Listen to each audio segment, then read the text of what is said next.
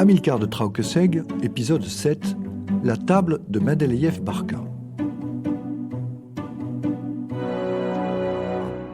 Amilcar, qui a maintenant une interlocutrice de qualité, se laisse gagner par l'euphorie de pouvoir partager sa réflexion sans contrainte.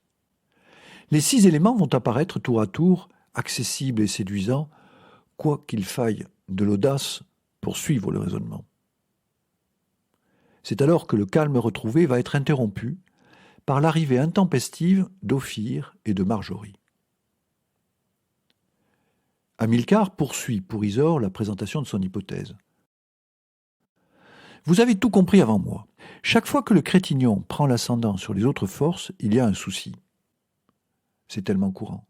Regardez, on pense tous avoir une perception claire de l'infini. En cas de doute sur ses limites, il suffit de considérer la stupidité de son voisin. Ne donne-t-elle pas l'agréable sensation de ne lui en trouver aucune ? Ainsi, chaque fois que nous faisons le tour de quelque chose, cette chose tombe dans le fini, dans le créé. Elle échappe dans l'instant à son créateur pour entrer dans le socle, dans le support. Elle perd beaucoup de son intérêt. On peut la réutiliser, bien sûr, mais sans nouvelle énergie, c'est mort. Ce qui est créé, si l'on n'y applique pas de force, reste inerte. Notre véritable chance est donc de pouvoir, en apprenti sorcier, modestement influer sur la répartition de ces forces et maintenir un souffle créatif, prolonger en quelque sorte un tant soit peu la création. Dans mon garage, comme Marie Curie dans son labo, j'ai eu une intuition. Cette intuition est que, comme elle et comme chacun de nous, j'observe les conséquences en essayant d'en découvrir la cause. En découvrant que la matière pouvait être radioactive, elle poussait une porte. Ah, l'observation, c'est simplement prêter attention à ce qui nous entoure. J'aimerais qu'une autre porte, invisible à l'œil et encore plus cachée, apparaisse. Qu'elle semble alors évidente et utile à l'homme. Bien sûr que je crains les utilisations mauvaises ou pernicieuses que des esprits retors pourraient développer. Mais si ce n'est pas maintenant, ce sera plus tard. Il y a, entre les 2 premiers gaz, l'hydrogène et l'hélium, qui occupent seuls la première couche comme vous le savez, des forces très faibles qui circulent et qui sont germes de la vie. J'en ai l'intuition. Ça vous épate ? Maladroitement, j'ai essayé de donner des noms évocateurs à mes 6 cavaliers pour une identification facile et une appropriation large, parce que ce qui n'a pas de nom n'existe pas. La preuve, c'est qu'ici, le chien, chaque vache, le coq, les poules ont un nom. L'âne s'appelle Martin, le cochon, le ministre, et le taureau, Napoléon. C'est le premier signe de respect offert à ces muets indispensables, principaux compagnons de l'homme rustique. Imaginez que derrière cette intuition, en utilisant ces 6 forces, naisse un progrès. Vous parliez de la politique. Pourquoi a-t-on choisi pour modèle la démocratie et pour la mettre en œuvre les partis politiques qui passent leur temps à la maltraiter ? Pourquoi chacun de nous a une conscience aiguë de la perfection et qu'il confie à une religion le soin de l'y conduire, alors qu'insouciantes, elles passent leur temps à le détourner de cette quête. Pour en faire d'autres, me direz-vous. Pourquoi est-il si indispensable à l'homme de créer pour vivre, et si difficile pour lui de considérer la création dans son ensemble ? Redevenant enjoué. Ah, si nous étions comme les papous, ce peuple ancien, cannibale sans gourmandise, danseur invétéré, bagarreur par lassitude, s'était parfaitement accommodé au climat des tropiques, acceptant la nudité tout en préservant l'essentiel. Depuis toujours, les hommes se faisaient tatouer l'ensemble du corps et portaient fièrement, pour protéger leur virilité télescopique, un simple étui pénien. Avec les pasteurs protestants, l'arrivée de la civilisation vêtue de lin blanc et de probité candide fit disparaître cet art de vivre sans contrainte excessive. En rendant la chair invisible, ils contribuèrent à l'exaltation du désir, à la concupiscence, à toutes sortes de déviances, à l'avènement du règne des psys, à leur prolifération même, pour finalement aboutir à la surpopulation carcérale. Du Crétignon encore, un temps. Enfin, que faites-vous à part promener votre C4 le samedi après-midi et par distraction rater les virages? Isor, redevenu grave, j'enseigne. Hamilcar, qui a compris le travers, se lève d'un bond et la regardant attentivement. Vous êtes blessé? Vous auriez pu le dire avant, on va soigner ça. Isor esquisse un léger sourire. Non, non, je suis professeur. Excusez-moi, bien sûr, le Collège de France. Je dois vous paraître bien couillon avec ma classification. Un temps. Le moment venu, je suis prêt à prendre la pose dans un bocal plein de formoles sur une des étagères du Muséum national d'histoire naturelle. À côté de celui qui a servi de modèle à Rodin pour son penseur. Vous savez, le gars qui pense nu, la tête soutenue par le bras droit posé sur la jambe gauche. Essayez donc cette pose, intenable plus d'une minute, même à poil. Cette statue devrait s'intituler « Contorsionniste formolé dans sa méditation ». Oublions cela. Vous êtes professeur de quoi? De sciences, plus exactement de physique quantique. Hamilcar. Tiens, Archibald m'a aussi beaucoup parlé de cette physique-là. Son nom m'a immédiatement renvoyé au chant du curé et à l'harmonium. Un jour, j'en avais crevé les soufflets et fait grincer les pédales pour emmerder l'organiste. Je dois avouer qu'elle m'avait flanqué une baffe injuste pour un chewing-gum que je n'avais pas collé sur son banc. Mais j'ai compris qu'il s'agissait d'autre chose. Vous ne seriez pas branché sur le projet ITER par hasard? Isor, qui va de surprise en surprise, manifeste de moins en moins d'étonnement. Si, j'y collabore, mais nous sommes nombreux. Hamilcar. Attendez, ça devrait aller beaucoup mieux d'ici peu parce que Archibald Barca, le génie de Traukesseg, arrive. Isor. Ah, ne me dites pas que le crétinium... Hamilcar. J'ai dit Archibald, pas Hamilcar. Il faut que je vous dise que mon crétignon de fils à Félix est l'école des mines. Il rejoint Cadarache après-demain. Ça vous rend la surprise, Isor. Étonné, n'est-ce pas? Isor. Un peu. Surtout que maintenant que vous me le dites, il pourrait y avoir parfois 2 Hamilcars sur le parking. J'y vais de temps en temps pour des expériences. Elle s'ébroue et regarde l'heure. Il faut vraiment que je parte. C'est à ce moment qu'Ombel entre. Elle porte un bouquet protégé d'un léger papier mousseline.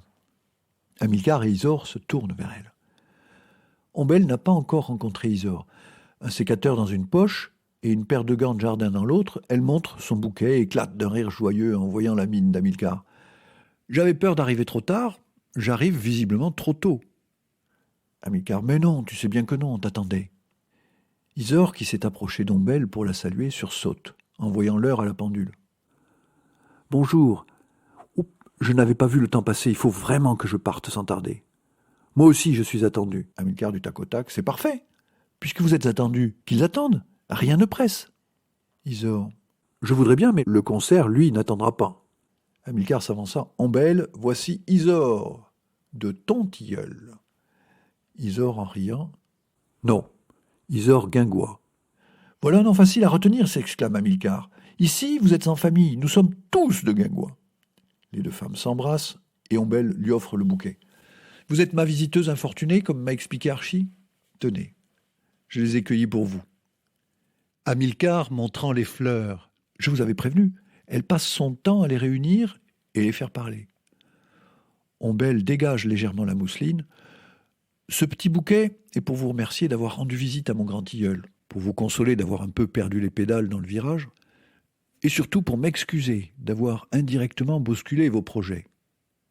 À la manière d'un maître d'hôtel déclochant un plat fumant sous les yeux de convives savourant la surprise, Ombel décrit sa composition, indiquant du doigt chacune des plantes.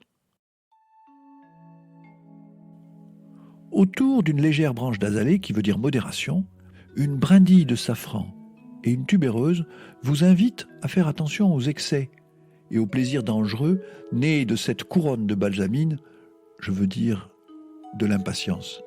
Pour habiller le tout, les fleurs de grenadier parlent d'élégance et ce pavot écarlate d'extravagance. Voilà, c'est tout simple. Isor cache mal sa surprise. Merci beaucoup. Ma maladresse et quelques gravillons m'ont offert en quelques minutes la surprenante table de Mendeleïev Barca, une révision de mon Hamilcar et en prime une belle et odorante étude de caractère. Montrant les fleurs, elles sont superbes. Comment les protégez-vous? Ombel, très simplement. Mon jardin est entouré de chardons bleus d'Écosse qui dissuadent les lapins, lièvres et autres dévoreurs gloutons de jeunes pousses. Une deuxième enceinte est faite de plusieurs fils de fleurs parfumées pour séduire et nourrir les butineuses qui viennent en multitude de l'aube au coucher survoler mon enclos dans leur livrée de bagnards noirs et jaunes. Elles sont si nombreuses qu'elles repoussent les autres espèces et assurent la fécondation de presque toutes mes protégées. Mais je suis bavarde. Il vous reste un peu de route et vous allez assister à un beau concert. Filez. On sent qu'Isor hésite depuis l'échange avec Hamilcar qui l'a intrigué. J'aimerais bien, mais, contemplant son bouquet, je crois que j'en ai de moins en moins envie. Hamilcar saisit la balle au bond. Eh bien voilà, vous restez. On n'a pas terminé. On va annoncer la nouvelle à Archie qui est parti au garage briquer son nouveau jouet. Ou le mien, s'amuse Isor. Ça m'étonnerait, dit Hamilcar, en faisant signe à Isor de le suivre. Pendant qu'ils vont au garage, Ombel sort par la porte donnant sur la rue. Durant quelques instants, le bureau reste vide. C'est alors qu'on entend, venant de l'extérieur, un martèlement de talons sur le trottoir mélangé à une avalanche de reproches. Impensable! Comment avez-vous pu être insouciant au point de partir sans avoir vérifié que nous avions suffisamment d'essence pour arriver jusqu'à Toulouse? Je suis éreinté. Et dire qu'il va falloir encore que j'entende pour la énième fois ce concerto, et que je subisse après tous les débiles légers qui vont se pâmer sur le génie de Beethoven, votre interprétation magistrale, l'acoustique des lieux. S'interrompant, en secouant la poignée de porte, mais je rêve, c'est fermé. La porte côté rue, poussée brutalement, cède, livrant passage à une élégante dans la soixantaine dont on distingue sous un long cache-poussière largement ouvert ce qui doit être une robe de cocktail. Très contrariée, elle poursuit sa litanie de compliments désagréables appuyés de regards accusateurs sur l'homme qui la suit. Lui, plus âgé qu'elle, grand, distingué, peu impressionné par les manifestations d'humeur dont il fait les frais, entre calmement. Il est vêtu d'un pull léger négligemment jeté sur les épaules, couvrant un gilet blanc d'habit porté sur une chemise à col cassé et nœud papillon blanc. Son pantalon noir à galons de satin, parfaitement coupé, tombe sur une paire de baskets. Il répond à l'élégante. « Mais non, il y a certainement quelqu'un, ce brave homme va nous dépanner. » Elle. « Ophir, avec la chance que vous avez, j'en doute. » Elle s'écrase sur une chaise et prend une pose mi-affectée, mi-dégoûtée, faussement détachée de ce qui l'entoure. Elle ne va plus regarder que vers l'extérieur. C'est la dernière fois que nous partons sans chauffeur. Il mariait sa fille, mais ce n'est pas une raison. Lui fait le tour du bureau, espérant que cette entrée tonitruante suffise à faire venir quelqu'un. Elle poursuit. Il aurait pu nous demander l'autorisation. Il y a d'autres dates que le samedi pour faire ça quand on n'a pas d'amis et personne de convenable à inviter. En plus, sa pauvre fille manque complètement de jugement. Elle ne sait pas ce qui va lui arriver dans quelques mois. Elle regrettera alors à la fois cette cérémonie et ses économies disparues dans l'affaire. Lui gratte légèrement aux différentes portes. « Y a quelqu'un ? Y a-t-il quelqu'un ?» Elle, jambes croisées, tête renversée en arrière dans une pose de superbe dédain. « Apparemment, non. Le pompiste écrasé de solitude a sans doute choisi de se pendre aujourd'hui où l'on a besoin de lui. Cherchez un téléphone, appelez les urgences, débrouillez-vous, il faut encore que je pense à tout. » Lui poursuit son investigation lente du bureau et tombe en arrêt devant la collection de disques d'Hamilcar. « Incroyable, ce type est un mélomane. » Elle d'un ton glacial. « Mais Ophir, c'est d'essence dont nous avons besoin. Vous n'êtes pas là pour vérifier si le pompiste a de l'oreille. L'artiste, c'est vous. Hélas. Sonnez, hurlez, allez voir. Enfin, faites quelque chose. À cette heure, l'urgence, c'est l'essence. Pas de savoir s'il possède quelques-uns de vos précieux enregistrements. Le pire serait que, victime de la corrosive piquette du coin, il ne dégrise pas avant dîner. » Ophir, puisque c'est son prénom, ne l'écoute plus que distraitement tout à sa découverte. « Cher ami, il a les 5 meilleures versions de l'empereur. » Elle, totalement étrangère à l'excitation d'Ophir, réplique « L'Europe en a subi une excellente, et ça lui a largement suffi.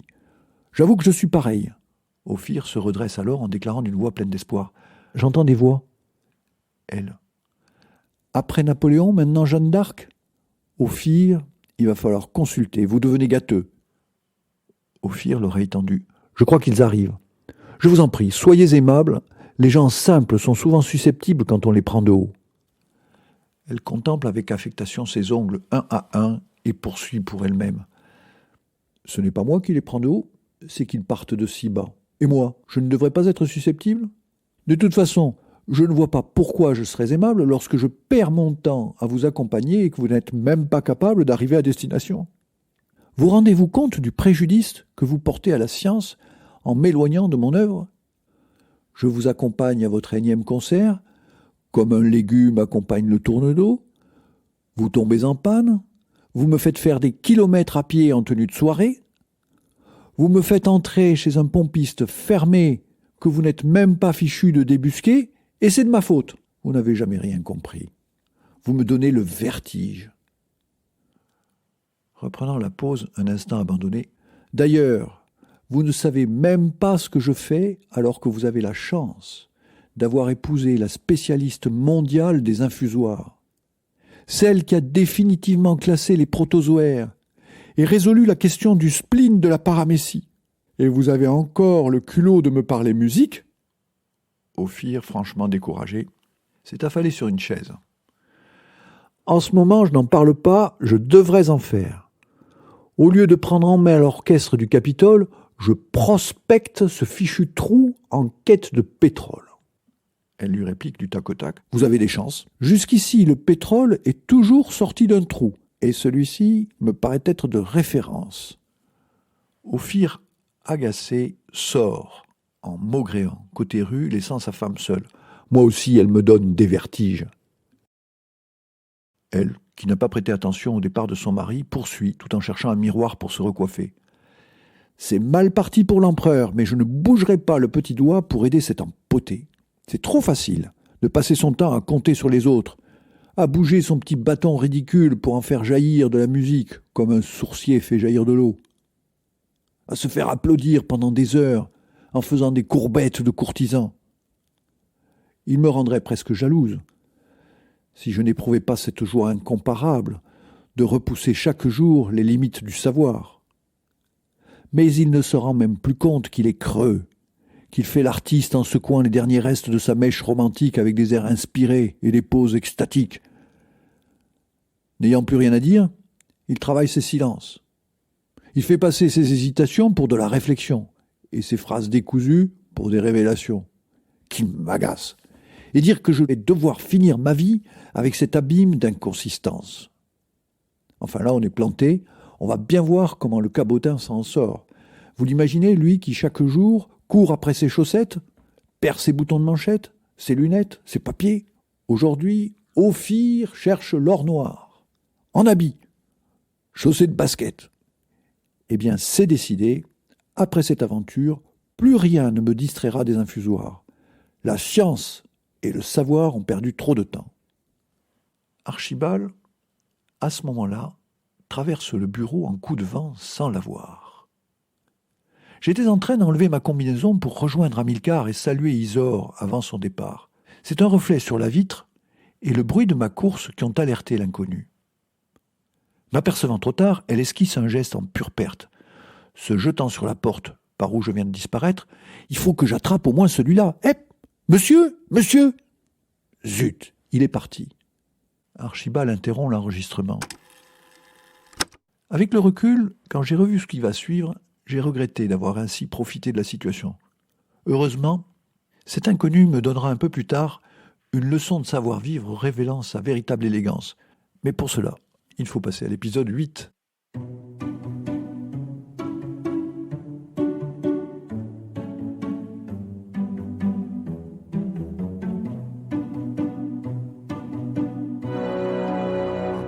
Pour retrouver les autres épisodes d'Hamilcar de Trauque-Seg, n'hésitez pas à vous abonner sur votre plateforme d'écoute préférée. Et si vous les avez aimés, partagez-les autour de vous.